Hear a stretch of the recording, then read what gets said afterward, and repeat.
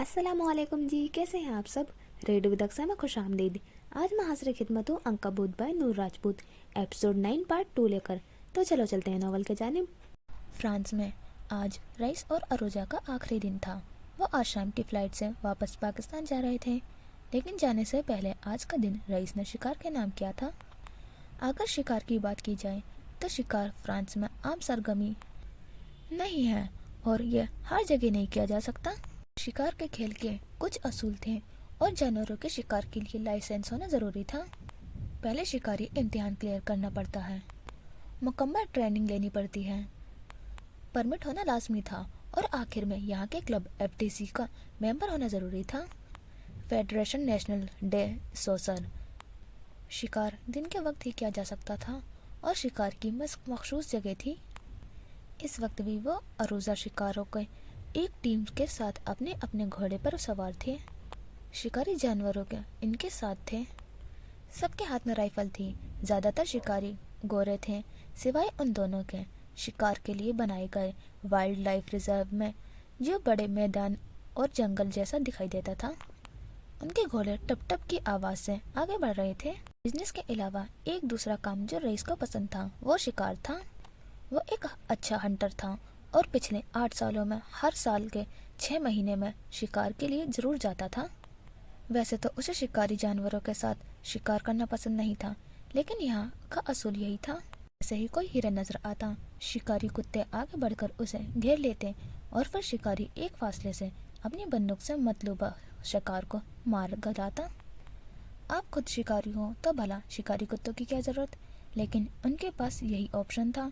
तमाम शिकारी मखसूस नीले रंग के यूनिफॉर्म में थे, भारी बूटों के साथ घोड़ों पर बैठे आगे बढ़ रहे थे। शुक्र है तुमने आज शक्ल तो दिखाई। फजर आज यूनिवर्सिटी आई थी। सफदर को उसे देखकर सुख का सांस आया, जबकि उसके बाकी क्लास फेलोज तकरीबन गायब थे। सबके प्रोजेक्ट्स तकरीबन मुकम्मल थे। इंतज़ार था तो सिर्फ इवेंट का, ताकि सब आज़ाद हो सकें। तुम तो शक्ल दिखाने लायक नहीं हो, फिर भी आ जाते हो। फजर ने कहर भरी नज़रों से देखकर सफदर को कहा था। सफ़ेद ट्राउज़र पर मिस्टर ड्रिंक की लंबी कमीज़ पहने वो टांग पर टांग जमाए बैठी थी। हम रंग दुपट्टा सर से बार बार फिसल रहा था। बाल पौनी टेल में कैद थे और चश्मे से झांकती आंखें शोले उगल रही थी।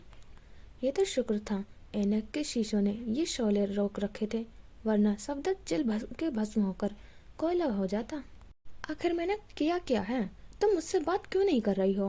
वो उलझा हुआ था। फजर का रवैया गाउन वाले हादसे के बाद मजीद बदल गया था। बातें एहसास दिलाती थीं जैसे सारा कसूर सफदर का हो। ये तो तुम बताओ, तुमने ऐसा क्यों किया? संगी बेंच पर बैठे वो दोनों अपने ही अलग मसलों में उलझे रहते थे। आज मौसम अच्छा था, सुबह से ही अबर आलूद और ठंडी हवाएं चल रही थी, इसीलिए फजर क्लासरूम की एसी की बजाय ग्राउंड में बैठी थी। अभी तो उसे मैडम रोशना से भी मिलना था, फिर उससे पहले सफदर से बहुत कुछ क्लियर करना था। मुझे फिलवक्त ऐसा कोई गुनाह याद नहीं आ रहा जिसकी तुम मुझे सजाए मौत सुनाओ, वो खफगी से बोला। इतने दिन हो गए थे इधर उधर घूमते, न करने को काम था और न लड़ने को फजर मौसर थी। जो कुछ हुआ था उसका प्रेशर अलग था। मौत अंडररेटेड सी सजा है। मैं तुम्हें मौत क्यों दूंगी? तुम्हारा जुर्म ज़्यादा बड़ा है, वो उसी इत्मीनान से बोली। सीने पर बाजू जमा उसकी नज़रें सफदर के चेहरे पर जमी थी। यूनिवर्सिटी मैनेजमेंट अभी तक उसके मुजरिम को नहीं पकड़ पाई थी। अफसोस कि ये काम भी उसे ही करना था। मेरी माँ, मैंने क्या किया है? वो झटके से उठ खड़ा हुआ। सादा सलवार कमीज में वो आज अलग लग रहा था, परेशान और बेहाल। तुमने जरका को हमारी अलमारी की चाबी क्यों दी? फजर ने सीधा होते सीने पर से बाजू हटाते हुए कहा। गर्दन उठी हुई थी और आंखें सफदर की आंखों में गाड़ दी थी। क्या बकवास है? उसके चेहरे की रंगत बदली। बकवास उस नहीं, हकीकत है ये। अब तुम बताओ, तुमने ऐसा क्यों किया? तुम्हारा दिमाग खराब हो गया है? मैं ऐसा क्यों करूँगा? वो गुस्से से चिल्लाया। चिल्लाओ मत, तुम्हारी चिल्लाने से हकीकत बदल नहीं जाएगी। मलका मलून अपनी जोन में लौटी। जरका कहाँ से आ गई इस सब में? जरका इनकी जूनियर थी और सफदर की आजकल उससे बातचीत चल रही थी, बल्कि सफदर को उस पर क्रश था। तुम उसे गाड़ियों में लिए घूमते हो, मैं नहीं। पर अफसोस कि वो लड़की तुम्हें चूना लगा गई। استزائیہ کہتے ہوئے پھر سے سنگی بینچ سے ٹیک لگا گئی۔ صفدر کی سر پر لگی تلووں پر بجھی۔ اسے اندازہ نہیں تھا کہ فضر اس کی چوری چھپے چلنے والے افیئر سے واقف تھی، لیکن اسے پتہ کیسے چلا؟ اس کے لیے ہمیں پیچھے کی جانب بھاگنا ہوگا۔ پچھلی رات وہ اپنے کام سے فارغ ہو کر لیپ ٹاپ لیے بیٹھی تھی۔ مینجمنٹ اب تک کوئی حل نہیں نکال پائی تھی، تو اسے اپنا مجرم خود ڈھونڈنا تھا۔ ایونٹ آگے کروا کر جو بدلہ وہ لے چکی تھی وہ کافی نہیں تھا۔ وہ ان چہروں کو اپنے سامنے شرمندہ دیکھنا چاہتی تھی جنہوں نے اس کے خواب کو توڑا تھا۔ بالوں کو اچھے سے فولڈ کیے اس نے اپنی الماری کو اسٹیکی نوٹ سے بھر رکھا تھا۔ ان پر ان اسٹوڈنٹس کے نام لکھ رکھے تھے جن پر اسے شک تھا۔ لیپ ٹاپ کے ایک ٹیب میں اسٹوڈنٹس کی لسٹ اوپن کی تھی تو دوسرے میں کلاس کا پورا گروپ تھا۔ وہ صفدر کے دوستوں کو بھی دیکھ رہی تھی۔ وہ ڈپارٹمنٹ کی ویب سائٹ اسٹوڈنٹس کی تصویریں دیکھ رہی تھی اور تب اس کی نظر ایک تصویر پر رک گئی۔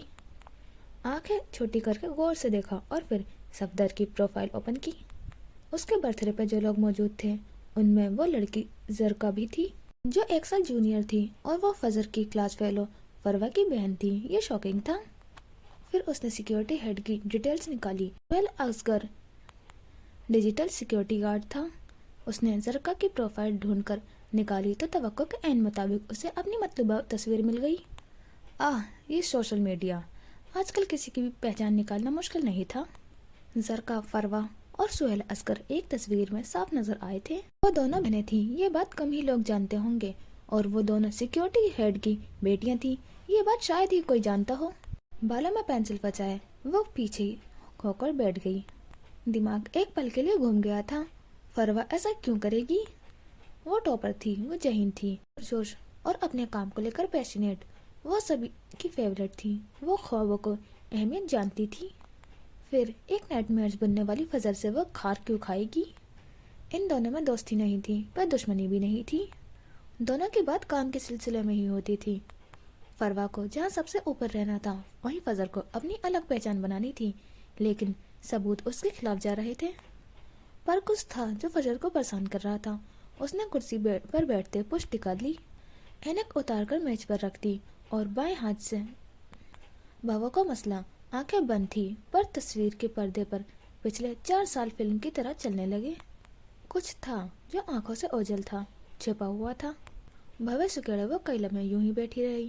میز پر رکھی ٹھنڈے پانی کی بوتل اب گرم ہو چکی تھی۔ کلاس کے سبھی چہرے نظروں کے سامنے گھومنے لگے۔ وہ اپنے ذہن میں خیالی اسکرینوں کے آگے پیچھے کر رہی تھی اور ایک جگہ رک گئی۔ اس نے پٹ سے آنکھیں کھول دی۔ اب وہ فروا کا اکاؤنٹ دیکھ رہی تھی۔ وہ ایک ڈیسنٹ لڑکی تھی۔ زرکا کے مقابلے اس کا اکاؤنٹ کچرا نہیں لگ رہا تھا۔ پبلک اکاؤنٹ تھا اور ہر تصویر اس کی کامیابیوں سے جڑی ہوئی تھی۔ اب وہ اس کی فالوئنگ لسٹ میں دیکھ رہی تھی۔ زیادہ لمبی نہیں تھی، زیادہ تر ڈپارٹمنٹس کے ہی لوگ تھے، مختلف سوسائٹی کے ہیڈ اور ممبرز۔ پھر ایک نام پر اسکرول کرتے کرتے اس کا ہاتھ رکا تھا، زین سزانی۔ یہ وہ نام تھا جو فضر کو یاد تھا، اور یہ وہ لڑکا تھا جو ڈپارٹمنٹ کی انٹرپرینور سوسائٹی کا ہیڈ تھا۔ 1 سال پہلے اس نے فضر کو پرپوز کیا تھا، جسے فضر نے سہولت سے انکار کر دیا تھا کیونکہ تب اس کی زندگی میں ارسل تھا اور وہ اس کو علاوہ کسی کو دیکھنا بھی گناہ سمجھتی تھی۔ کمبخت پھر بھی اپنا نہیں سکا۔ دل میں تکلیف تو ہوئی، پر کیا موو آن کرنا فضر مراز کے لیے کبھی مشکل نہیں رہا تھا؟ وہ ارسل سے موو آن کر چکی تھی، پر سسک ابھی تک باقی تھی، کیونکہ دھوکے کی تکلیف انسان کو ساری عمر ستاتی ہے۔ زین سزانی کے اکاؤنٹ پر جو چیز اسے نظر آئی وہ فروا سہیل کی اس کے ساتھ تصویر تھی۔ زین کی سالگرہ کی تقریب کی تصویریں تھیں جن میں فروا بھی نظر آ گئی تھی، اور مزید کچھ دیر کھپنے کے بعد اسے سمجھ آیا وہ یہ تھا کہ وہ فروا اور زین بیسٹ فرینڈ تھے۔ اسے کیسے پتہ نہ چلا؟ فضر نے اپنا ماتھا پیٹا۔ تو کیا سمجھ آیا آپ کو؟ کیونکہ فضر کو ساری پکچرز کلیئر ہو گئی تھی۔ زین سزانی اسے نیچے دکھانا چاہتا تھا، اس سے بدلہ لینا چاہتا تھا، یا پھر اسے روتا ہوا دیکھنا چاہتا تھا، اور اس نے پورے پلان سے یہ سب کیا تھا۔ یہ مرد انکار کو اپنی انا کا مسئلہ کیوں سمجھ لیتے ہیں؟ گردن مسلتے فضر کو واقعی افسوس ہوا۔ زین سزانی، فروا سہیل زرکا سہیل اور سہیل اصغر سب ملے ہوئے تھے. کیا واقعی؟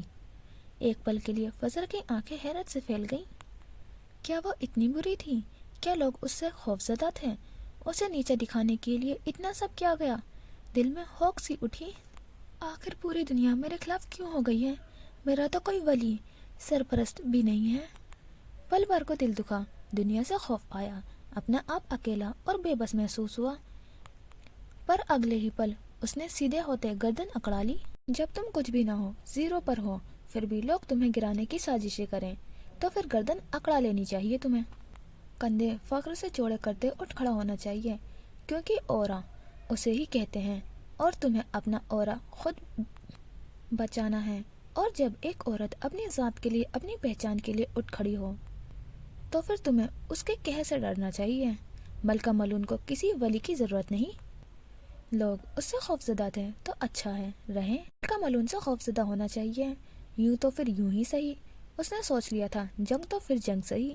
بقا کی جنگ تو اس کا مقدر تھی. اس کا کمرہ غائب ہوا اور رات کا اندھیرا بھی.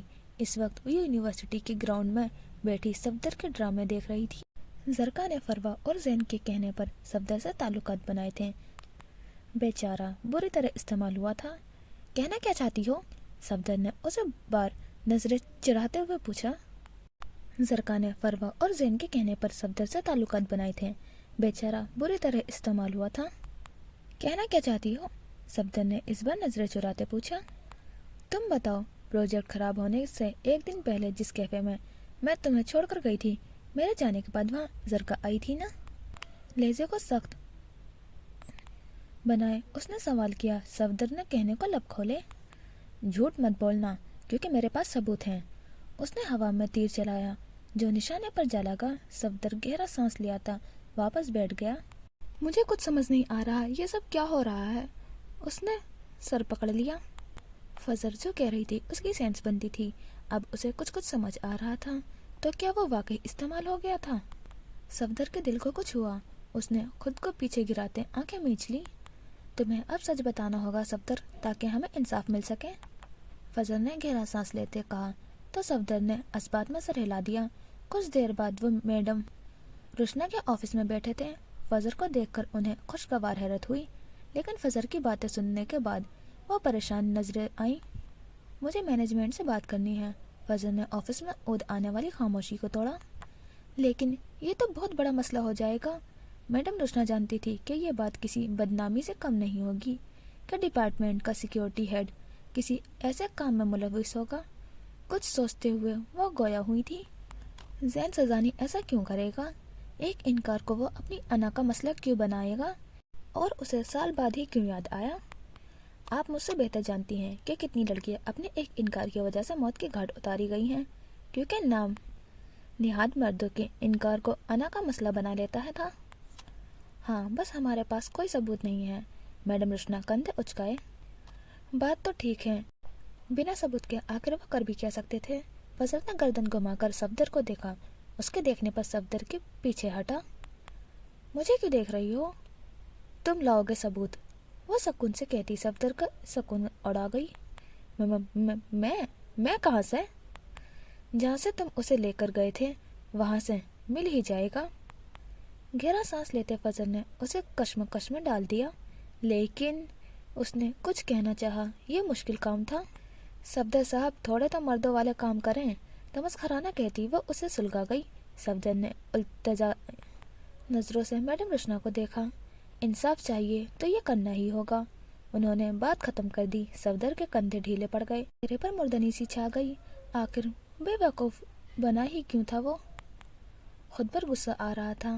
کام کہاں تک پہنچا؟ میڈم روشنا نے اپنی توجہ فضر کی جانب متوجہ کی. جاری ہے، انشاءاللہ جلد مکمل ہو جائے گا. وہ پورے عزم سے بولی تو میڈم روشنا کی تنے اعصاب بھی ڈھیلے پڑ گئے. وہ ان کی سپروائزر تھی. اگر ان کا پروجیکٹ مکمل نہ ہو پاتا تو ساری بات میڈم روشنا پر آنی تھی، اور وہ ایسا نہیں چاہتی تھی. یہ دنیا ہے اور یہاں ہر کوئی اپنی ساکھ برقرار رکھنا چاہتا ہے، پھر چاہے وہ فضر ہو یا میڈم روشنا. کچھ دیر بعد وہ دونوں میڈم روشنا کے آفس سے باہر نکلتے اور راہداری میں زین سزانی اپنے گروپ کے ساتھ نظر آیا. اس کے گروپ میں زرکا اور فروا دونوں تھی۔ فضل نے ایک نظر ٹھہر کر صفدر کو دیکھا، آنکھیں صاف صاف کہہ رہی تھی، اب آیا یقین؟ صفدر کا چہرہ شرمندگی سے سرخ پڑا۔ فضل نے خود پر ضبط کرتے ایک گہرا سانس لیا۔ اسے آج تک سمجھ نہیں آیا تھا کہ ڈگری مکمل ہونے کے باوجود بھی زین سزانی جیسے اسٹوڈنٹس یونیورسٹی میں ہی کیوں گھومتے رہتے تھے۔ وہ سر جھٹک کر آگے بڑھی۔ صفدر ساتھ ہی تھا۔ وہ شکوہ کے نظروں سے زرکا کا دیکھ رہا تھا، جو آج کل اس سے بات بھی نہیں کر رہی تھی۔ زین کی نظر فضل پر پڑ چکی تھی۔ ہاتھ میں فٹ بال تھامے وہ سب گراؤنڈ کی طرف بڑھ رہے تھے۔ بدلہ لینا تو کوئی زین سزانی سے سیکھے، ایسی چوٹ مارتا ہے کہ سامنے والا بلبلا کر رہ جاتا ہے۔ شوق سرے لڑکے نے فضل کو دیکھ کر ہانک لگائی۔ زین سزانی کی نظر فضل پر پڑی۔ مسٹر رنگ کے سوٹ میں چشمہ سر پر جمائے وہ صفدر کے ساتھ انہی کی جانب آ رہی تھی۔ لڑکے کی بات پر فضل نے نظریں اٹھا کر اپنی جانب تکتے زین سزانی کی نظروں سے جا ٹکرائی۔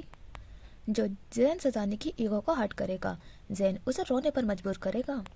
فضل کو دیکھتے اس نے تمسخرانہ کہا، حالانکہ فضل کو روتا دیکھنا اس کا خواب ہی رہ گیا تھا۔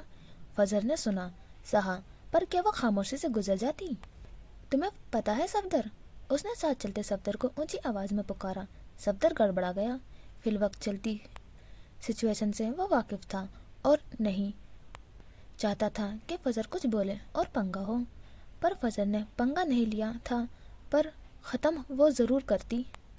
اس کی آواز سن کر پہلو سے گزرتا زین رک گیا۔ کچھ مردوں کی ایگو اتنی چھوٹی ہوتی ہے کہ ایک لڑکی کے انکار پر ہرٹ ہو جاتی ہے۔ عام سے لہجے میں کہتی وہ زین سزانی کو مکمل طور پر سلگا گئی۔ فٹ بال پھینکتا وہ واپس مڑا۔ سمجھتی کیا ہو خود کو، ہاں؟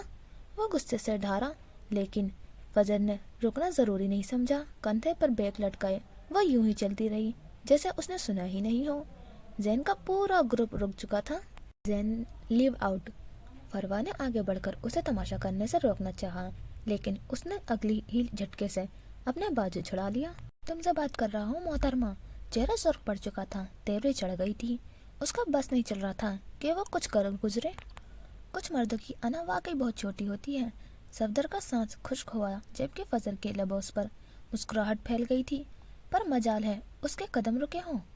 فضل مراز، اپنے نام کی گونج پر وہ رک گئی۔ صفدر بھی رک گیا۔ فضل، ان کے منہ مت لگو۔ صفدر نے سرگوشی کی، پر پرواہ کس کو تھی؟ ملکہ ملون کو تو تھی نہیں۔ کیا تمہیں ہے؟ کسی نے میرا نام لیا۔ اس نے پلٹ کر دیکھا اور معصومیت سے آنکھیں پٹپٹائی۔ سمجھتی کیا ہو خود کو؟ زین سزانی اس کی جانب بڑھا۔ گرمی کی چھٹیوں کی وجہ سے اسٹوڈنٹس کم ہی نظر آ رہے تھے۔ ایسے میں کھلے عام بات کرنا زین سزانی کو ذرا بھی خوف محسوس نہیں ہوا۔ لمبا چوڑا زین سزانی اس کے سامنے آ کھڑا ہوا۔ شعلے اگلتی آنکھیں ظاہر کر رہی تھی کہ اس کی انا واقعی مجروح ہوئی تھی۔ کیا سمجھتی ہو خود کو؟ کہیں کی ملکہ ہو؟ جبڑے بھیچے وہ دبدبی آواز میں چلایا۔ فضل نے ایک نظر اسے دیکھا اور پھر سکون سے دونوں بازو سینے پر باندھ لیے۔ ہاں، وہ کیا بھلا سا نام ہے میرا؟ ملکہ ملون، بس وہی ہوں، مسکرا کر کہتی وہ زین سزانی کو خاک کر گئی۔ وہ کئی پل اسے دیکھتا رہا، پھر اس کا ابھرنے والا کہکا بے ساختہ تھا۔ وہ دونوں ہاتھوں سے تالی بجاتے بولا، تمہیں کیا لگا تمہارے لیے گھٹنوں پر آؤں گا میں، ہاں؟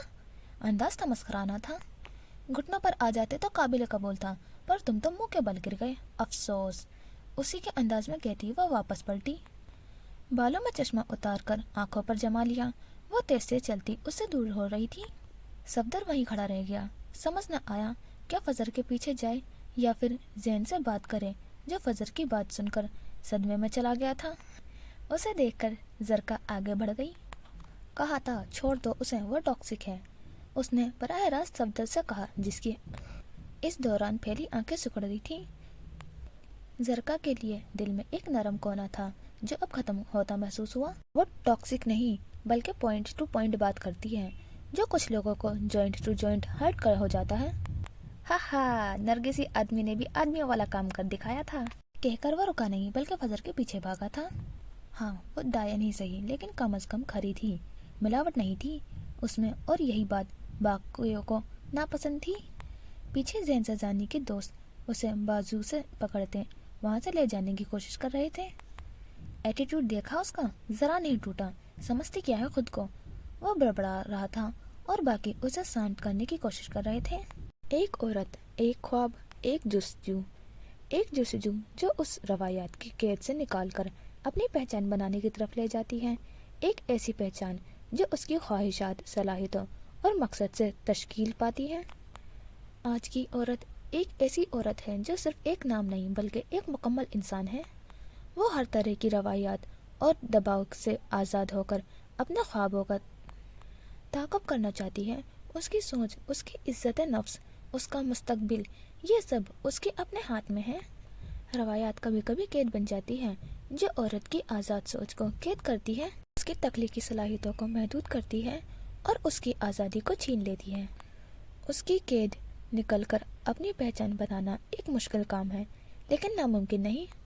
आज की औरत को अपने अंदर की आवाज़ सुनना होगा, अपने ख्वाबों को समझना होगा और उनके लिए जद्दोजहद करना होगा। उसे समाजी दबाव से आज़ाद होकर अपने फैसले खुद करने चाहिए, अपनी सलाहियतों पर एतमाद करना चाहिए और अपने मकसद के लिए काम करना चाहिए। औरत की आज़ादी का मतलब ये नहीं कि रवायात से आज़ादी नहीं, बल्कि समाजी तासुब और हर किस्म के जुल्म से आज़ादी। ये उसकी सोच, उसकी इज्जत नफ्स और उसकी ज़िंदगी का हक है। ये सफ़र मुश्किल होगा, लेकिन उस औरत की क़ुव्वत इरादे और उसका अज़्म इस सफ़र में कामयाबी बनाएगा। वो अपने ख्वाबों को पूरा करेगी, अपनी पहचान बनाएगी और दुनिया को बताएगी कि वो सिर्फ एक औरत नहीं बल्कि एक ताकतवर शख्सियत है। गाड़ी की फ्रंट सीट पर बैठे घुटनों को थोड़ा ऊंचा किए और उन पर लैपटॉप रखे उसकी उंगलियां तेजी से टाइप कर रही थी। गाड़ी ड्राइव करता फ़खर आलमगीर वक्फे वक्फे से उस पर नज़र डाल लेता और फिर सर तासुफ से हिलाकर दोबारा सामने सड़क पर जमा लेता। उनकी गाड़ी तेजी से रनीकोट क्ले के जाने बढ़ रही थी। फलक की बेशुमार मन्नतों के बाद बिल आखिर उसे रनीकोट ले ही जा रहा था। आखिर तुम लिख क्या रही हो? सारा दिन टाइप करती रहती हो, तुम्हारी उंगलियों के साथ तुम्हारा दिमाग नहीं दुखता? उससे 5 साल बड़े फ़खर ने कुफत से कहा।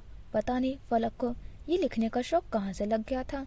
उनके पूरे शजरे नस्म में कोई राइटर नहीं था, पर पता नहीं वो क्यों पूरा पूरा दिन सर खपाती रहती थी।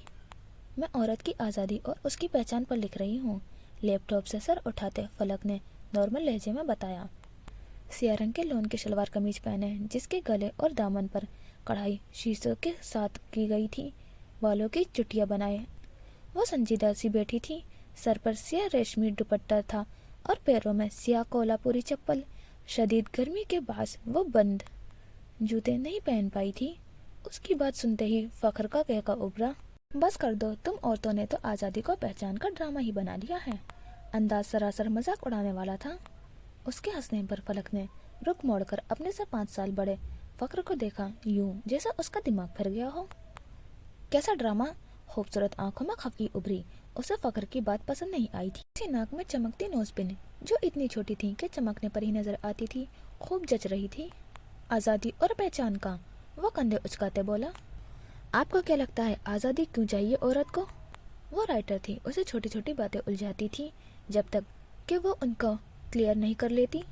मर्द जात से आज़ादी, अपनी मनमर्जी करने की आज़ादी, कपड़ों की आज़ादी, रिश्तों की आज़ादी, यही तो चाहिए एक औरत को। वो बेजार सा बोला। भी उनके खानदान में औरत के पर काट कर रखे जाते थे। उम्र कितनी है आपकी? फलक ने भवे से कर पूछा। मुड़ी हुई पलकें उठ बैठ रही थी। 28 साल, फ़खर ने ना समझते हुए जवाब दिया। एक अदद बीबी भी है, 1 साल पहले ही उसकी शादी हुई थी। उसकी बात पर फ़खर ने हंसते हुए असबात में सर हिला दिया। फिर भी मुझे अफसोस से कहना पड़ रहा है कि आप औरत जात को नहीं जान पाए। वो खफकी से कहती रुख फेर गई। ध्यान खाली हुआ और दिल उचट वो अब खिड़की से भागते नज़ारे देख रही थी। अच्छा तो तुम बताओ, एक औरत को कैसी आज़ादी चाहिए? महसूस सा बोला। जानता था वो मुँह फुलाए बैठी थी। उसके सवाल पर फलक ने रुख नहीं मोड़ा, लेकिन उसकी आवाज़ साफ सुनाई दी। एक औरत को सोचने की आज़ादी चाहिए, सोच समझकर अपनी मर्जी के क्लब जाने की आज़ादी, छोटे कपड़े पहनने की, पार्टी करने की आज़ादी, मर्दों से मरासिम बढ़ाने की आज़ादी। वो उसकी बात काटता तमस्कराना बोला तो फलक ने रुख मोड़कर उसे खा जाने वाली नज़रों से देखा। हाँ, उसकी वो बड़ी बड़ी आंखें सालिम इंसान निकल जाएं ओके ओके सॉरी। वो उसे चिढ़ा रहा था। यूं भी भाइयों का पसंदीदा काम बहनों को रोस्ट करना होता है, फिर चाहे वो बेस्ट सेलिंग राइटर ही क्यों ना हो। औरत को आज़ादी चाहिए ताकि वह आउट ऑफ बॉक्स सोच सके। उसे क्लब जाकर पार्टी करने की नहीं, बल्कि अपनी पहचान के सफ़र पर निकलने की आज़ादी चाहिए। उसे मर्दों से मुरासिम रखने की आज़ादी नहीं चाहिए, बल्कि उसे इतनी आज़ादी चाहिए कि वो अपने मर्द के साथ मुश्किल वक्त में कंधे से कंधा मिलाकर खड़ी हो सके। उसे इतनी आज़ादी चाहिए कि जब वो अपनी पहचान बनाए, जब वो अपना नाम बनाए, तो उसकी शादी हो जाने पर उसे वो नाम ना छीन लिया जाए, उसकी वो पहचान बरकरार रहे। एक औरत को इतनी आज़ादी चाहिए कि वो ज़िंदगी के 20-25 साल या 23 साल गुजार कर पढ़ लिख कर अगले घर जाए तो उसकी तालीम, उसके इल्म की कदर की जाए, ना कि उसे अलिफ बे पर लगा दिया जाए। एक औरत को इतनी आज़ादी चाहिए कि उसके मान को सम्मान दिया जाए, उसे सर पर न बिठाया जाए पर नज़रों से गिराया नहीं जाए। औरत को इतनी आज़ादी चाहिए जब वो कहे कि वो किसी अनचाहे रिश्ते के लिए तैयार नहीं है, तो उसे थोड़ा वक्त दिया जाए ताकि वो खुद को तैयार कर सके। एक औरत को अपने इज्जत नफ्स, अपने किरदार, अपने मान सम्मान की आज़ादी चाहिए। एक औरत को ज़हनी व जिस्मानी तशद्दुद से आज़ादी चाहिए। एक औरत को औरत होने का एहसास को महसूस करके उस पर फ़ख्र करने की इजाज़त चाहिए। फलक ने रुख मोड़कर फ़ख्र को देखा, जो उसकी बातें सुनकर हैरान रह गया था। फ़ख्रवीरा, एक औरत को बस इतनी आज़ादी चाहिए कि वो अपनी औरत होने पर फ़ख्र महसूस कर सके। एक जज्ब के कहते वो फ़ख्र आलमगीर को पल भर के लिए कायल कर गई थी कि वो वाकई एक औरत को उसकी पहचान बनाने की आज़ादी होनी चाहिए। अब मुझे यकीन हो गया कि तुम वाकई राइटर हो। वो मुस्कुराया। हालांकि उसके लिखने पर कोई भी खुश नहीं था। 2 साल पहले उसने लिखना शुरू किया था। एक नॉवल लिखा था जो कारीन में अपने अछूते मौजू की वजह से मकबूल हो गया था। जब घर वालों को पता चला तो उसे मजीद लिखने से रोक दिया गया। तुम्हें किताबें पढ़ने की इजाज़त दी गई है, वो काफ़ी है। किताबें लिखकर क्या करोगी? अब्बा जी ने साफ साफ मना कर दिया। कई दिन वो रोती रही पर लिखना नहीं छोड़ा, और जब उसने पब्लिशर्स ने राब्ता किया तो उसने मना कर दिया, बल्कि अब्बा जी ने माने। फिर जब यूनिवर्सिटी के रिजल्ट आने पर वो टॉपर निकली तो उसकी ख्वाहिश पर उसे पब्लिशिंग की इजाज़त मिल गई, और अब उसकी पहली किताब मार्केट में आ चुकी थी। घर के मर्द तो उसके पढ़ाई के हक में भी नहीं थे। अल्लाह का दिया सब कुछ तो था, फिर पढ़ लिख कर क्या करना था। पर वो फलक आलमगीर थी जिसने सबको राजी कर लिया था, और वो मजीद क्या सुनना चाहता था। एक औरत को इतनी आज़ादी चाहिए अच्छी उम्र में उसे किसी ऐसे मर्द से न बांधा जाए जो कभी उसे लेने न आए, ताकि वह सारी उम्र की जहनी अजियत से बची रहे। दिल में एक हुक सी उठी। उस बात पर फ़ख्र ने जबड़े भींच गए। कई बार मैं कह चुका हूँ कि इस रिश्ते को ख़त्म कर दिया जाए, पर मजाल है जो अम्मा अब्बा मान जाएं। वो अब से लग रहा था ख़त्म करने से क्या होगा। वो अब कर्ब के साथ निगाहें लिए देख रही थी। किसी अच्छे लड़के से तुम्हारी शादी होगी, रईस से जान छूट जाएगी। वह उसे कई लम्हे देखती रही। वो कहना चाहती थी कि रईस के अलावा वो किसी और को कबूल नहीं कर पाएगी, पर लब वाह नहीं हुए। लफ्ज़ गले में दम तोड़ गए। सारी खुशी मलिया मेट हो चुकी थी। थक हार कर उसने लैपटॉप बंद किया और सीट से गर्दन टिकाते आंखें मूंद ली। मेरे इंतज़ार को आज़ाब मत बनाओ रईस, चले आओ चले आओ। वो तासुर में उससे मुखातिब हुई, जो तासुर में भी उसे ना सोचता होगा। स्ट्रेलिंग का मौसम आज अच्छा था। विलियम ईसा साहब के साथ तालाब के किनारे बैठा मछलियाँ पकड़ रहा था। कार्गो पैंट को पिंडलियों तक ऊपर चढ़ाए, जूते उतारे, वो ईसा साहब की तरह रब से हुलिया में था। डोर से कांटा और खुराक लगाए तालाब में फेंक रखी थी। फील्ड रिकॉर्डिंग के अलावा विलियम को आजकल ईसा साहब के साथ वक्त गुजारना अच्छा लग रहा था। तो बताओ कैसी गुजर रही है जोसेफ पैलेस में? उन्होंने बैग से पानी निकालते बोतल मुंह से लगाई। विलियम के तासुर बदल गए। अब क्या बताऊं ईसा मामू, जोसेफ पैटरसन के घर में रहना कैसा हो सकता है, ये आप सोच भी नहीं सकते। चेहरे के जाविये बिगड़ गए। क्यों, क्या हुआ? संगी बेंच पर बैठे ईसा साहब ने मुस्कुराकर पूछा। विलियम ने बातें करना, उसके साथ वक्त बिताना उन्हें बहुत अच्छा लगता था। पहाड़ों से घिरा ये इलाका मजीद खूबसूरत होता जाता था जब विलियम साथ होता था। ये पूछें क्या नहीं हुआ? बेसाख्ता पीछे गर्दन पर हाथ रख लिया। गुजरी रात याद आई। गुजरी रात जानने के लिए हमें एक दिन पीछे भागना होगा, जोसेफ पैलेस के। और जहाँ मामूल की खामोशी छाई थी, नैनी परेशान सी अपने बिस्तर पर लेटी थी। उनकी तबीयत पिछले 2 दिन से नासाज थी। जब से वो विलियम के साथ चर्च गई थी, उसकी बातों ने नैनी को अंदर तक हिला दिया था। क्या वो वक्त वाकई आ गया था जब सब बिखर जाता? मुसलसल सोचने के बाद उनका ब्लड प्रेशर शूट कर गया था और तबीयत बिगड़ गई थी। उन्हें दवाई खिलाकर उसके बाद आराम करने का कहकर कमरे से निकली तो मिस्टर जोसेफ उनकी अयादत के लिए अंदर दाखिल हुए। उन्हें देखते ही नैनी ने उठकर बैठना चाहा। आप लेटी रहें। वो तेजी से आगे बढ़े। हमेशा की सियाह ड्रेस शर्ट और पैंट में मलबूस वो यूं लग रहे थे जैसे कहीं से आए हों या अभी कहीं जा रहे हों। जेल से जमे बाल और तासुरात से आरी सपाट चेहरा, अलबत्ता आंखों में तफक्कुर की परछाई थी। वो उनके बेड के करीब कुर्सी पर टिक गए। टाई की नोट ढीली की थी और कोट उनका बाहर लाउंज में बैग समेट रखा था। वो सीधा उन्हीं के पास आए थे। कैसी तबीयत है अब? वो नैनी को देखते बोले, जिनकी सियाह रंगत मजीद कम ला गई थी। चेहरे पर गहरे दुख के आसार थे। लैंप की हल्की रोशनी में उनका तासुरात जांचना थोड़ा मुश्किल था, अलबत्ता उनकी परेशानी की महक दूर दूर तक फैली हुई थी। मैं ठीक हूँ, वो बस इतना कह पाई। क्या बात परेशान कर रही है आपको? वो सालों से एक दूसरे के साथ थे, इतना एक दूसरे को समझते थे कि परेशानी भाप सके। नैनी ने नकाहतज़दा निगाहों से जोसेफ को देखा। मुझे लगता है विलियम के साथ कोई मसला है, उन्होंने बताना ज़रूरी समझा। वो नहीं चाहती थी कि बात हाथ से निकले और मसाइल बढ़ जाए। मिस्टर जोसेफ ने गहरा सांस लेकर पहलू बदला और फिर कुफत से कहा, उसके साथ कब मसला नहीं होता, लेकिन इस बार जो है वो ठीक नहीं है। मुझे लगता है कि वो बात अधूरी छोड़ गई। मिस्टर जोसेफ उन्हें सवालिया नजरों से देखे गए। अफसोस हो रहा था कि वो बूढ़ी जान किस कदर परेशान थी उनके डिफॉल्ट पीस की वजह से। मुझे लगता है वो पाकिस्तान गया था। धीमे लहजे में उन्होंने सरगोशी की।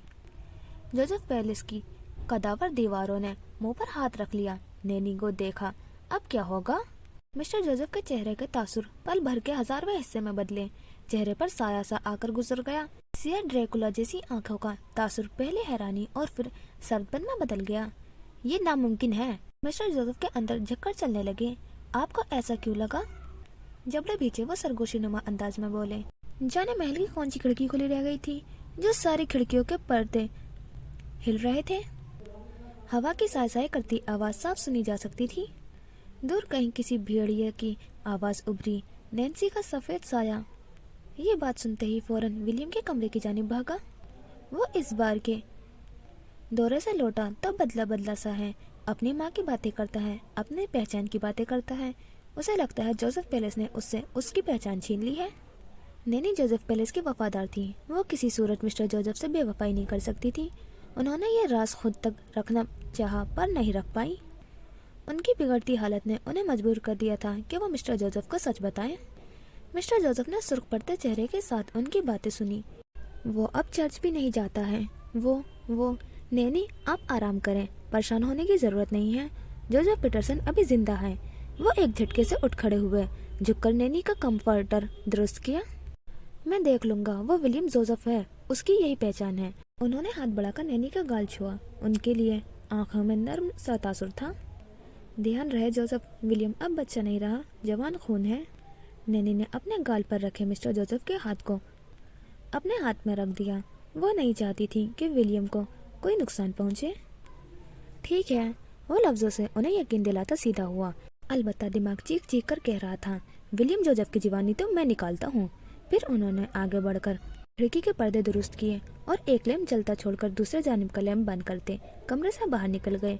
दरवाजा बंद कर दिया।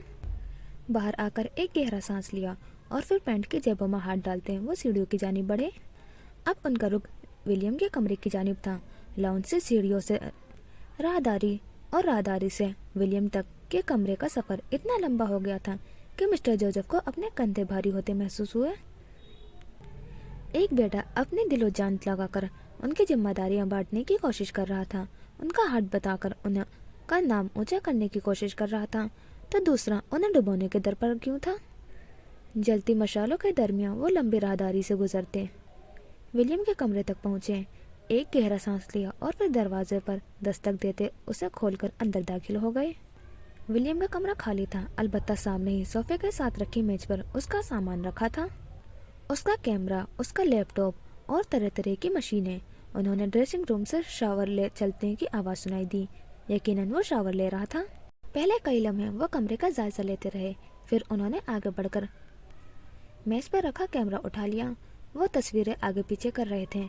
5 मिनट वो भव्य सिकोड़े यूं ही खड़े रहे और तब अचानक उनका अंगूठा रुक सा गया। आंखों में हैरानी के साथ साथ बेयकीनी उभरी थी। Last day in Pakistan. Camera उनके हाथ से गिरते गिरते बचा।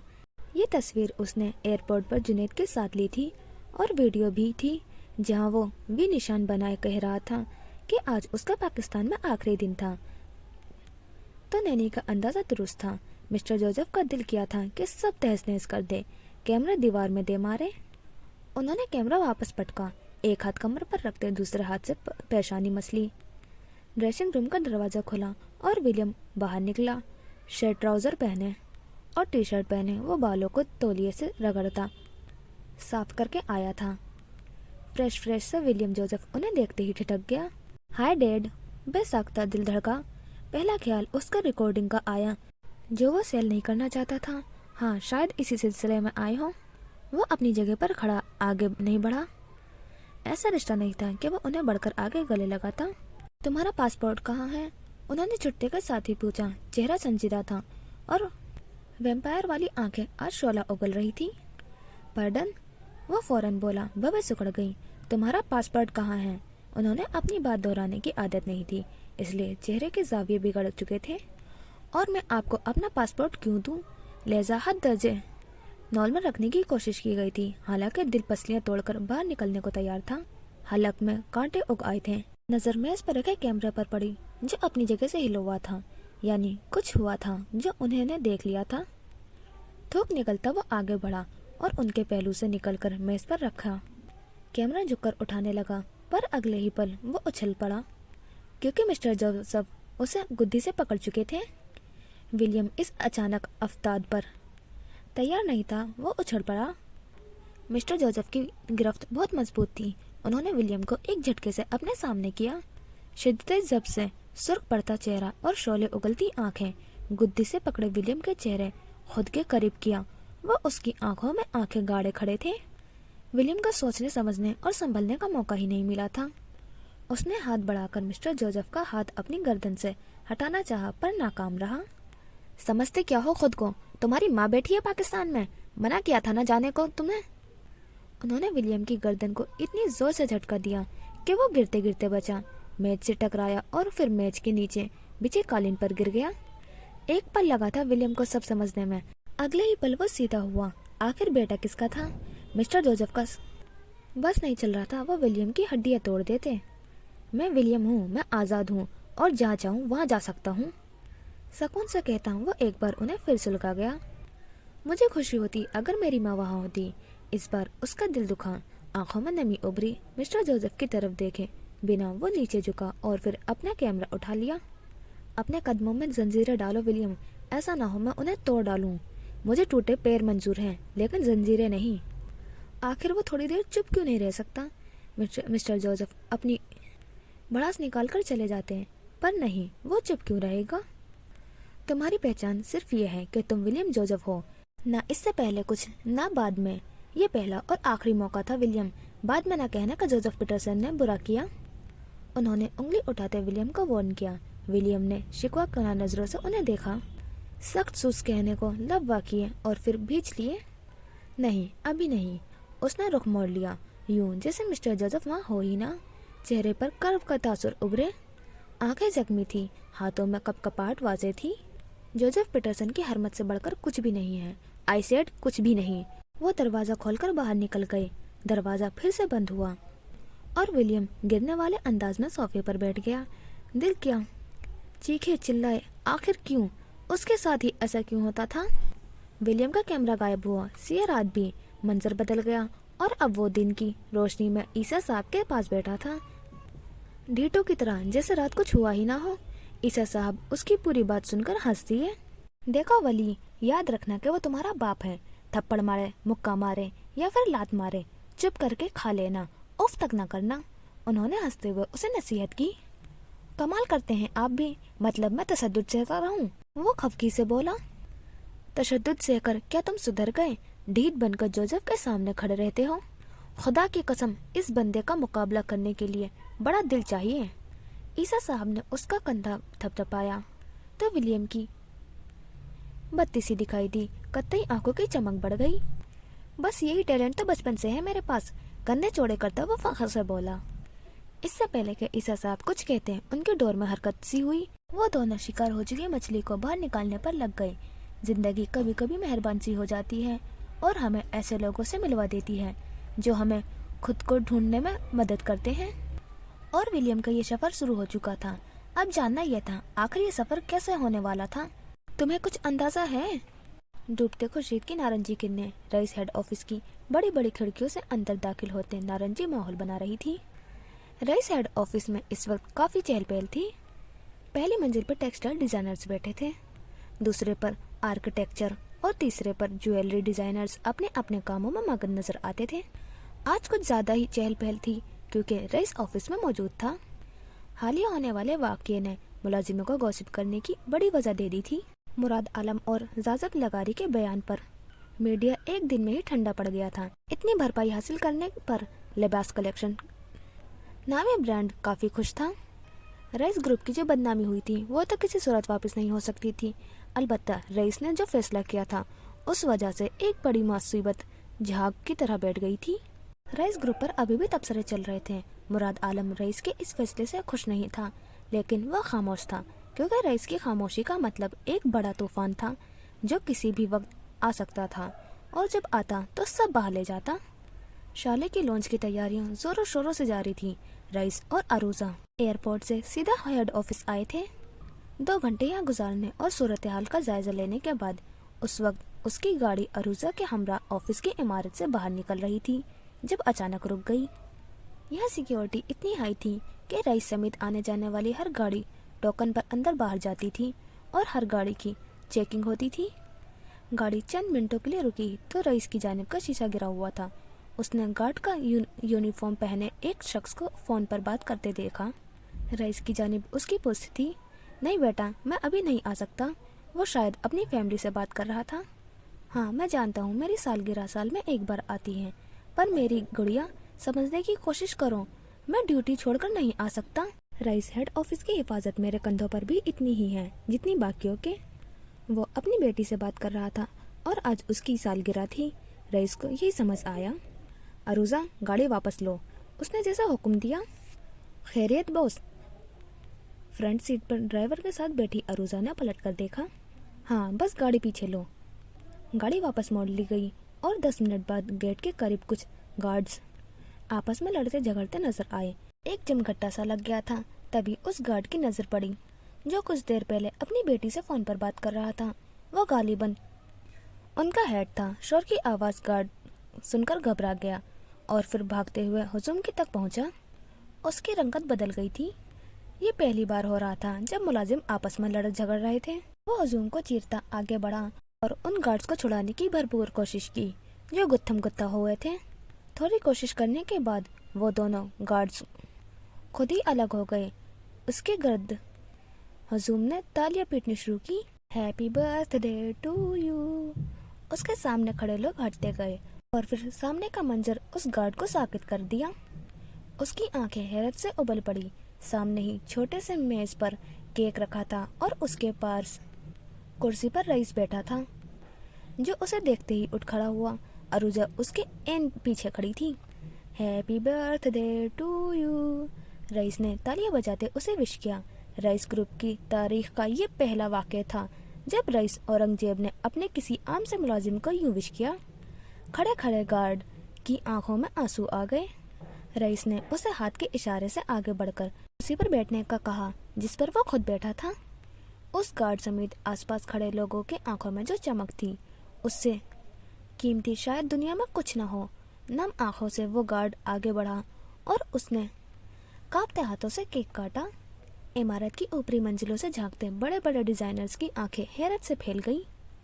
इतने बड़े बड़े डिजाइनर्स हसरत लिए रह गए और वो मामूली सा गार्ड इसकी तवज्जो का मरकज ठहरा।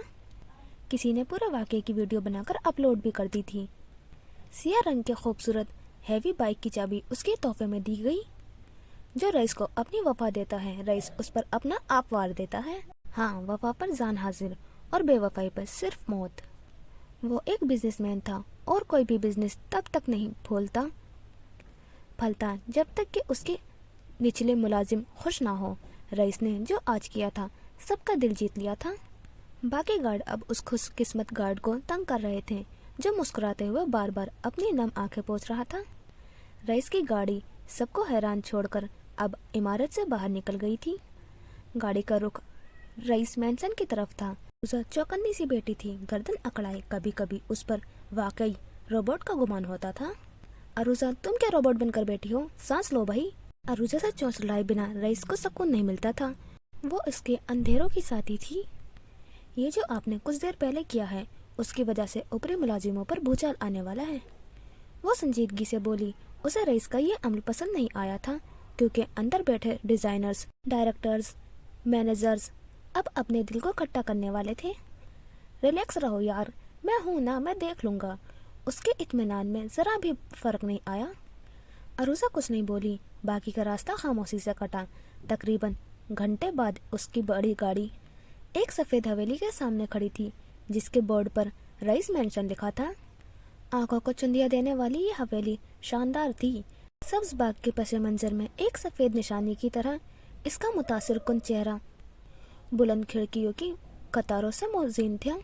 हर एक खिड़की के अंदरूनी शान और शौकत की झलक पेश करती थी। ये खिड़कियां मोटी और चमकदार शीशे से बनी थी, जिनके गिर्द खूबसूरत सफेद फ्रेम थे, जो हवेली की अजमत में इजाफा करते थे। सैकड़ों खिड़कियों और राहदारियों वाली ये हवेली जाने कितने कनालों पर फैली थी। ऊंची दीवारों से मुंसलिक बड़े गेट को पार करके अंदर दाखिल हो तो एक शानदार मंजर था। सब्जा ही सब्जा, और दरमियान में खड़ी वो हवेली सफेद फूल जैसी लगती थी।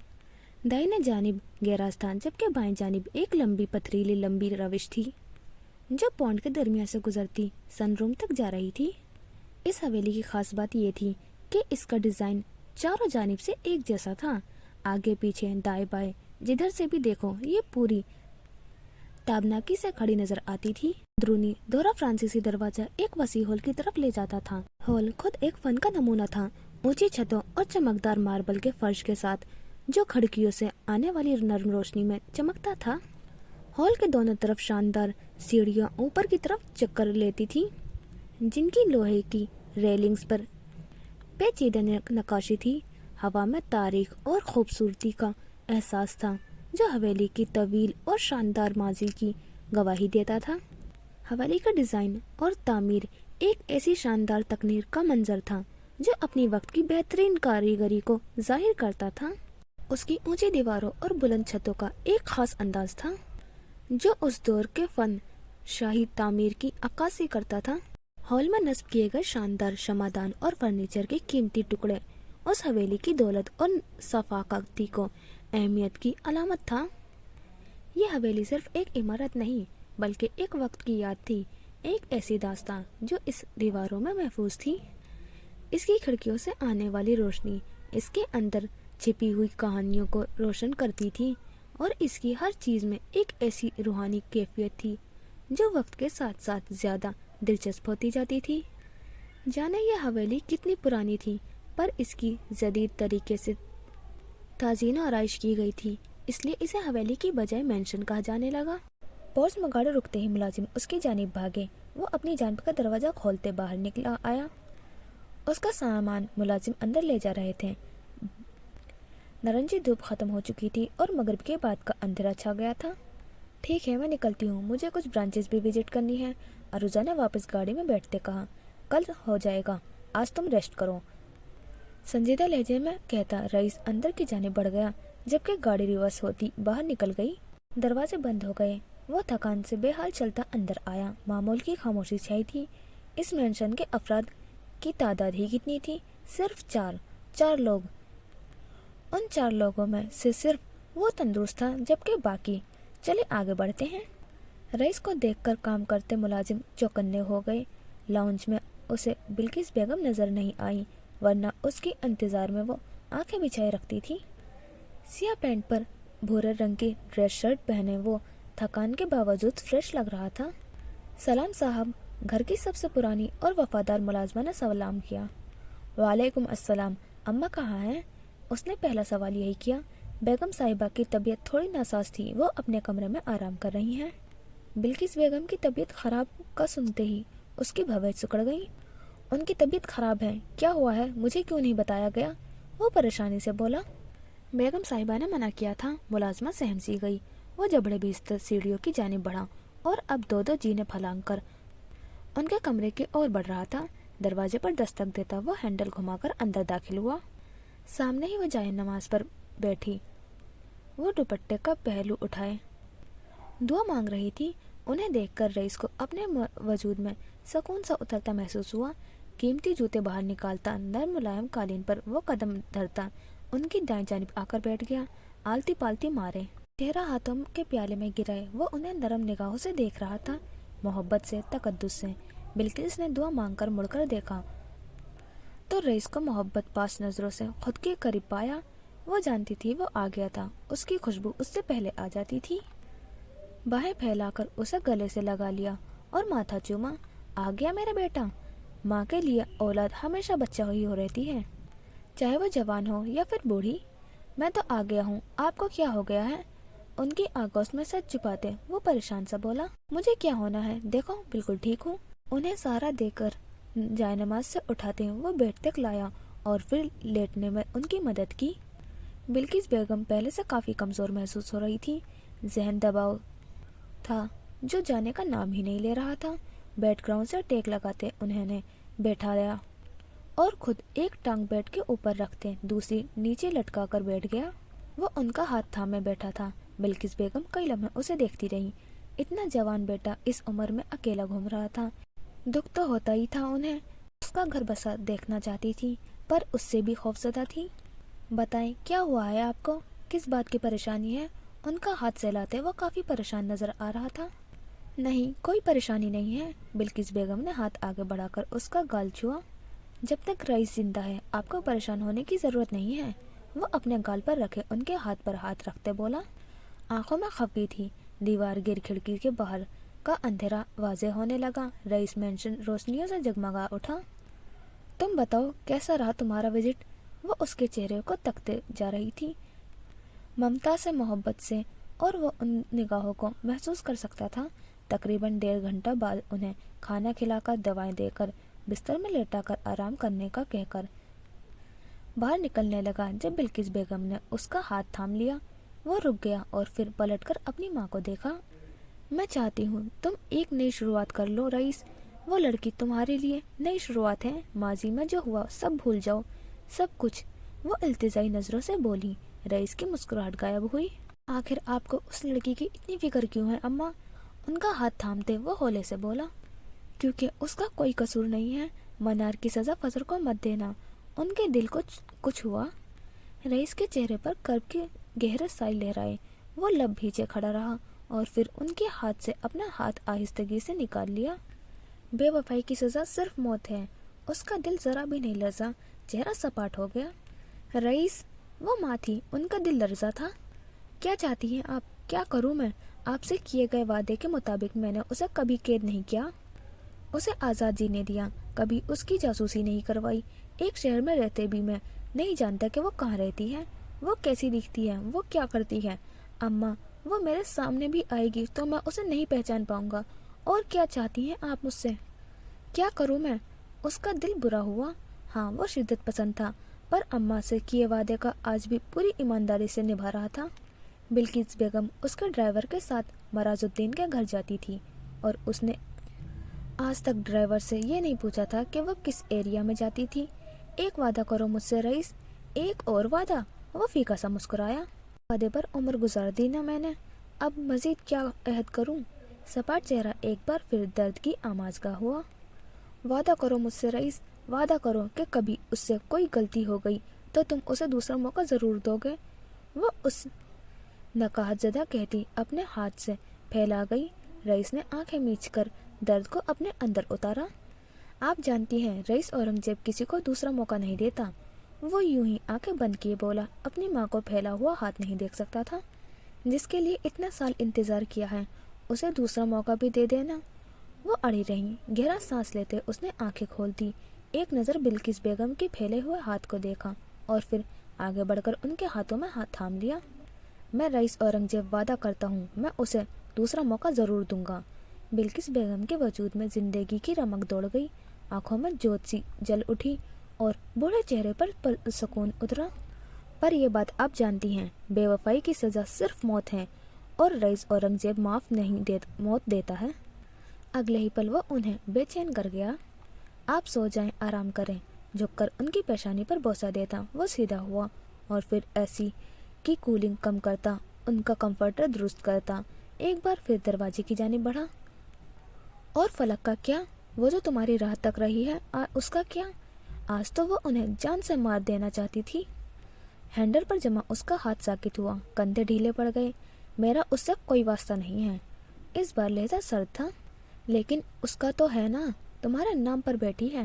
وہ ایک بار پھر مڑا اور کمر پر ہاتھ رکھ کر بلقیس بیگم کو دیکھا۔ یہ رشتہ ابا جی نے کیا تھا تو شادی بھی انہی کی کروا دو۔ وہ بگڑ کر بولا۔ رئیس، بلقیس بیگم نے بھویں سکوڑ کر اسے گھورا۔ میں انچاہے رشتوں کا توق نہیں پہن سکتا۔ میری طرف سے کل بھی نہ تھی، آج بھی نہ ہے اور ہمیشہ نہ رہے گی، اور میں اس موضوع پر مزید بات نہیں کرنا چاہتا۔ وہ اپنا فیصلہ سنا کر کمرے سے باہر نکل گیا۔ دروازے کے باہر پڑے جوتے پہنے اور گہری سانس لیتا وہ اب اپنے کمرے کی جانب بڑھ رہا تھا۔ چوڑی راہداری میں دونوں جانب کمرے تھے اور آخر میں اس کا کمرہ تھا۔ دیواروں پر ٹنگی مصوری کے منہ بولتے شاہکار رئیس اورنگزیب کو گزرتے دیکھ رہے تھے۔ داہنے جانب دیوار کے ساتھ رکھے میز پر دھرا ٹیلی فون جو کبھی کبھی ہی بجتا تھا، وہ اس کے قریب سے گزرا تو اپنا کمرے کی جانب بڑھ گیا۔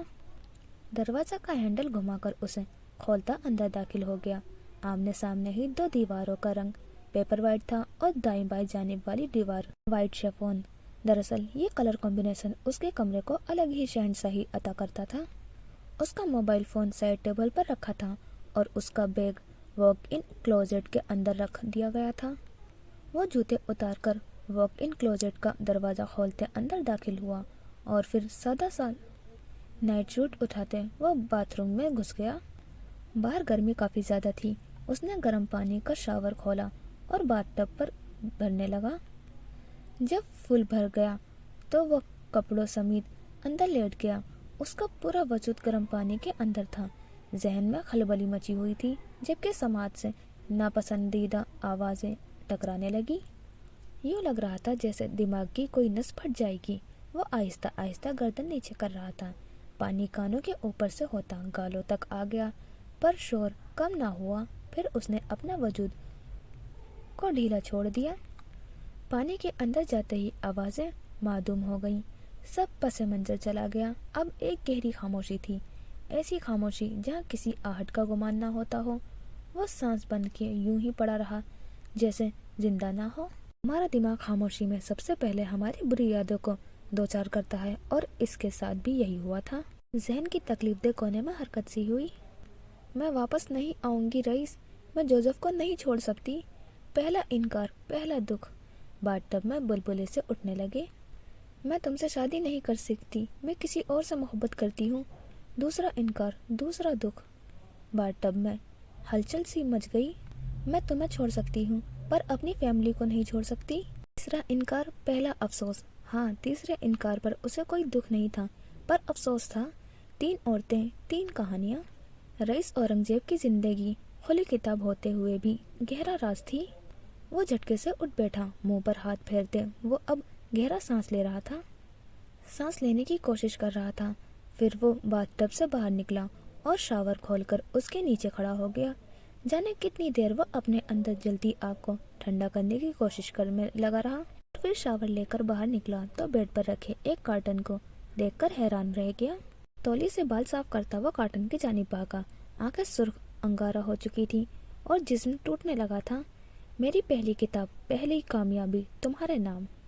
گہرا سانس لے کر کارٹن اٹھایا اور واک ان کلوزٹ میں گھستے نیچے ایک خالی خانے میں رکھ دیا۔ اب وہ آئینے کے سامنے کھڑا خود کو دیکھ رہا تھا۔ جب راہداری میں रखा टेलीफोन बजने लगा। वो बार बार बज रहा था, ना तो कोई फ़ोन उठा रहा था और ना ही करने वाला बाज आ रहा था। फ़ोन की बजती घंटी दिमाग पर किसी हथौड़े की तरह लगने लगी तो वो कमरे से बाहर निकल आया। कहाँ मर गए हैं सब? दिमाग खराब हो रहा था पर उसे कोई दिखाई ना दिया। करीब पहुंचे, उसने क्रेडल उठाकर वापस रख दिया। जैसे ही वो पलटा, फ़ोन फिर से बजने लगा। हल्के कॉफ़ी रंग की ट्राउज़र शर्ट में मलबूस उसने बिगड़े मिजाज लिए फ़ोन उठाया। हाफ स्लीव शर्ट से कसरती बाजू नुमाया थे। हेलो। दूसरी जानिब खामोशी छा गई। साई साई की आवाज़ गूंजने लगी। हेलो, कुफत से दोबारा कहा। मुझे उम्मीद है आपको मेरा पार्सल मिल गया होगा। खूबसूरत आवाज़ पर वो ठिठक गया। पल के 1000वें हिस्से में वो जान गया था फ़ोन के उस पार कौन थी। क्या साबित करना चाहती हो? पेशानी पर लकीरें उभरी। एक हाथ ट्राउज़र की जेब में डाले, दूसरा फ़ोन पकड़े वो बेजार सा लग रहा था। याद ध्यानी कि कोई आपका इंतज़ार कर रहा है। खूबसूरती चाहती थी उसे सुना जाए। तुम्हें लगता है तुम्हारे बार बार बुलाने पर मैं आ जाऊंगा? आबरू उचकाकर यूं पूछा गया जैसे वो उसे देख रही हो। लहजे में इस्तेजा था। अपनी औरत के लिए सब आते हैं। किस कदर मान था उसे। रईस का कहका बेसाख्ता बुलंद हुआ। थोड़ी देर पहले वाली बेकली दूर जा सोई। पिछले 3 सालों में जानती हूँ कितनी बार इनकार किया है मैंने तुम्हें। 13 बार। दूसरी जानिब बताते किसी का दिल दुखा था, पर वह परवाह किसको थी। फिर भी तुम्हें अकल नहीं आई क्या? तुम पुरानी रस्म से बंधकर बैठ गई हो। मुझे फ़ोन करने से बेहतर है खुद पर ध्यान दो, अपनी पहचान बनाओ। उसने मुफ्त में ज्ञान बांटा। मैं फलक हूँ और यही मेरी पहचान है। या तो लड़की बेवकूफ़ थी या फिर पुरएतमाद। पल भर की खामोशी छा गई। मेरा इंतज़ार को मज़ीद तवील मत करें रईस प्लीज़। भर्राए लहजे में इल्तिजा की गई। अपना वक्त मुझ पर ज़ाया मत करो लड़की, रास्ता बदल लो। 13 सालों का इंतज़ार के बाद कैसे रास्ता बदल लूँ? वो दिल दुखा रहा था, दिल दुख रहा था। मुझे इन सब बातों से फ़र्क नहीं पड़ता। कमाल बेनियाजी से कंधे उचकाए गए। एक औरत की वफा से पढ़ना चाहिए। वो बजित थी, शायद वो उस पर अपना हक समझती थी। ज़रूर पढ़ता अगर तुम वो औरत होती जिसकी वफा मुझे चाहिए। लाहौर की फ़िज़ाओं से नफ़रत करते उसके अल्फाज किसी खंजर की मानिंद जामशोर की हसीना के दिल में उतर गए। वो लब भींच कर रह गई। मोटी मोटी आंखों से आंसू के मोटे मोटे कतरे बहने लगे। तो वजह कोई दूसरी औरत थी। दिल करला उठा। अपनी औरत की वफा ठुकरा कर किसी गैर औरत से वफा की तवक्को कर रहे हैं। मैं तो आपको खासा अक्लमंद समझती थी रईस साहब। लहजे की सख्ती ने रईस औरंगजेब के मुंह पर खींचकर तमाचा दे मारा। एक पल के लिए वो साकित हुआ। बरकी कुमकुम की रोशनी में उसके चेहरे पर कई साल लहरा गए। फिर उसका उभरने वाला कहका बेसाख्ता था। बातें ही करनी आती हैं या कुछ और भी कर लेती हो? कर तो बहुत कुछ लेती हूँ, पर फिलवक्त बेबस हूँ। वो रो देने को थी। क्या ये काफ़ी नहीं था? वो बात कर रहा था, वो बात सुन रहा था। सुना है तुम बहुत खूबसूरत हो। सवाल था या तबसरा, वो समझ नहीं पाई, लेकिन इतना समझ आया कि अगर वो फ्लर्ट करता तो कितना अच्छा करता। हाँ, सही सुना है, पर मेरी खूबसूरती को घुन लग चुका है क्योंकि इंतज़ार की डोरियां थमा दी गई है। उसकी आवाज़ भी खूबसूरत थी। डोरियां टूट जाएगी पर मैं नहीं आऊँगा। इंसानी फितरत है, मर्द हो या औरत, जब उसे पता चल जाता है कि वो किसी का महबूब है तब आशिक के सर पर चढ़कर नाचता है, उसे जलील करता है। मैं आ जाऊंगी, बस एक बार कह दें। मुझसे मिलने तुम्हें बुलंदियों पर आना होगा। आ सकती हो तो आ जाओ। जान छुड़ाने वाले अंदाज में कहते उसने फ़ोन रख दिया। पागल। गहरा सांस लेते वो बड़बड़ाया और वापस कमरे की जानिब मुड़ गया। ये तो तय था वो कभी फलक आलमगीर से शादी नहीं करने वाला था। जो रिश्ता उसकी मर्जी के खिलाफ जोड़ा गया उसे वो अपना नहीं सकता था। ट्राउज़र की जेबों में हाथ डाले वो होठों को गोल किए सीटी बजाते वो अब राहदारी में चलता जा रहा था। आलीशान से खड़ी सफ़ेद हवेली के दीवार ने उसे देखा और फिर मुंह बिगाड़कर तबसरा किया। कमबख्त, 2 मंगेतर होने के बावजूद भी सिंगल घूम रहा है। रमज़ान की वजह से अगली किस्त ईद के करीब आएगी। जारी है। अच्छा जी, तो ये हो गया हमारा एपिसोड 9 कंप्लीट। और कितनी मंगेतर है वाकई में, मैं यही सोच रही हूँ, क्योंकि एक फजर दिखाई है और एक फलक दिखाई है। जो अभी मंगेतर दिखाई है, और बाकी की 3 हैं जिन्होंने इसे इनकार कर दिया है इसलिए। और जो इनकार किया है, एक तो उसमें से मुझे विलियम की मामा लग रही हैं, क्योंकि उन्होंने कहा था कि मैं जोसेफ को नहीं छोड़ सकती इसलिए। तो जोसेफ के लिए सब कुछ छोड़ के सिर्फ अफक ही गई थी। और बाकी के 2 कौन दिखाई हैं अभी इस चीज़ का मुझे कोई आइडिया नहीं है, आपको कौन लग रही हैं। और मनार से भी कोई ना कोई ताल्लुक़ दिखाया है, क्योंकि ये मनार की सज़ा देना चाह रहा है फजर को इसलिए। लेकिन मनार का ताल्लुक़ तो अरसल के चाचू से दिखाया था, वो शायद फुरकान थे। और अब इधर भी दिखाया है, तो स्टोरी काफ़ी इंटरेस्टिंग है और मिस्टीरियस भी है। तो देखते हैं आगे क्या होता है। और आपको क्या लगता है। और मुझे तो बहुत अच्छा लग रहा है रईस का कैरेक्टर, और काफ़ी इंटरेस्टिंग भी है स्टोरी की क्या क्या हुआ है। और घर के लिए भी ये काफ़ी अच्छा है, मतलब बाकी लोगों के लिए अगर अच्छी आदत में देखें तो, जैसे अपने मम्मा के लिए, या फिर वो गार्ड वाला सीन जो हुआ था उस सीन को देखकर। तो ये दोनों टाइप दिखाई है, अच्छों के साथ अच्छा और बुरों के साथ बुरा। तो मुझे तो रईस का कैरेक्टर काफ़ी अच्छा लग रहा है। आपको कैसा लग रहा है और आपको स्टोरी कैसी लग रही है तो बताना ज़रूर। और प्लीज़ चैनल को कर दीजिए सब्सक्राइब और वीडियो को कर दीजिए लाइक, जिससे सबसे पहले आप तक एपिसोड आए नेक्स्ट। तो फिर मिलते हैं नेक्स्ट एपिसोड में इंशाल्लाह। खुदा हाफिज़, अपना ख्याल रखना।